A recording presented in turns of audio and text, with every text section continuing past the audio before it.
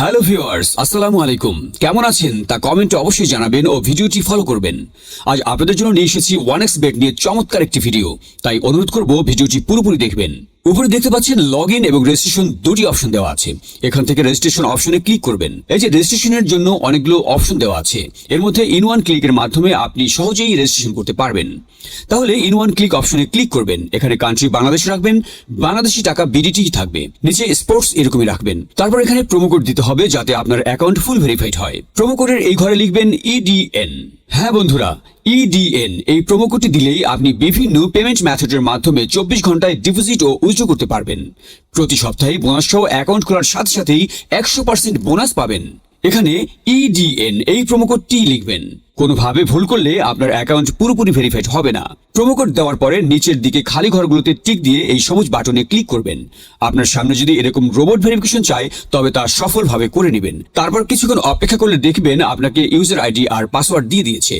এই আইডি আর পাসওয়ার্ডের অবশ্যই স্ক্রিনশট নেবেন অথবা কোথাও লিখে রাখবেন। এগুলো খুব যত্ন সহকারে সংরক্ষণ করে রাখবেন। তারপরে নেক্সট বাটনে ক্লিক করে লগ ইন অপশনে ক্লিক করে অ্যাকাউন্টে লগ ইন করবেন। এখন অ্যাকাউন্ট ভেরিফাইয়ের পালা।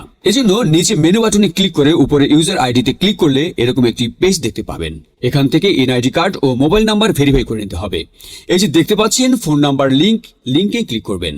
তারপর আপনার ফোন নাম্বারটি এখানে বসাবেন। অবশ্যই জিরো ছাড়া বসাবেন, কারণ জিরো দেওয়া আছে। আপনারা যদি আগে 1xBet অ্যাকাউন্ট একই ফোন নাম্বার দিয়ে খুলে থাকেন তাহলে একই নাম্বার দিয়ে অ্যাকাউন্ট খুলতে পারবেন না, তাতে নতুন একটা ফোন নাম্বার লাগবে। ফোন নাম্বার বসানোর পর নেক্সট অপশনে ক্লিক করে সেন্ড কোডে ক্লিক করবেন। দেখবেন আপনার ফোন নাম্বারে একটি কোড আসবে। ওই কোডটি এখানে বসিয়ে নিচে কনফার্ম অপশনে ক্লিক করে দিবেন। এই যে দেখতে পাচ্ছেন আমাদের ফোন নাম্বারটি অ্যাক্টিভ হয়ে গিয়েছে।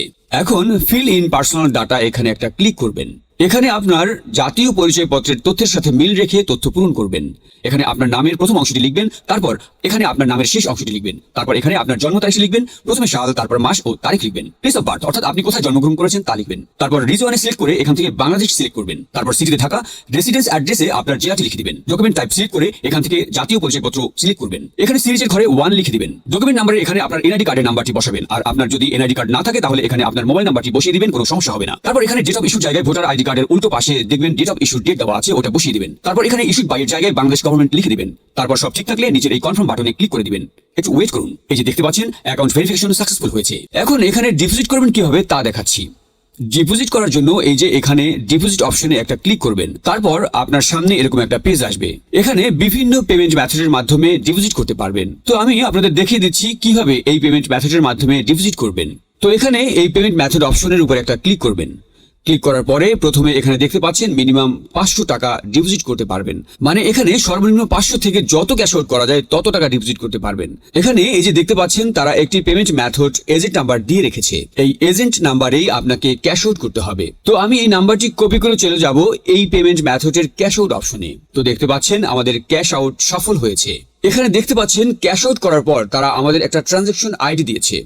এখান থেকে এই ট্রানজাকশন আইডিটি কপি করে চলে যাবেন সেই আগের অপশনে। যাওয়ার পর এই যে উপরে আপনি যত টাকা ক্যাশ আউট করেছিলেন তা লিখবেন।